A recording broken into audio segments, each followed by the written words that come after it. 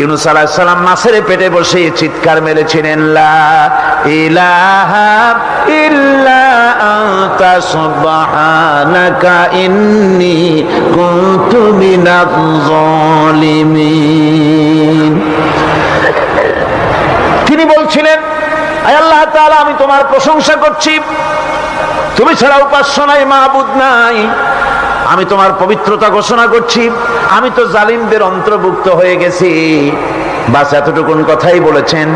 আল্লাহ পাক বলছেন, ইউনূসের ডাক তো কেউ শোনে নাই, পানির মধ্যে কেউ শোনে নাই, জমিনের কেউ শোনে নাই, মহাশূন্যের কেউ শোনে নাই, কিন্তু মাছের পেটের ভেতরে থেকে গভীর অতল দরিয়ার তলদেশ থেকে মাছের পেটের ভিতরে বসে আমার ইউনূস যে ডাক দিল, ওই ডাক আমি আরশের মালিক আমি শুনতে পেয়েছি, আর সঙ্গে সঙ্গে জবাব দিয়েছি।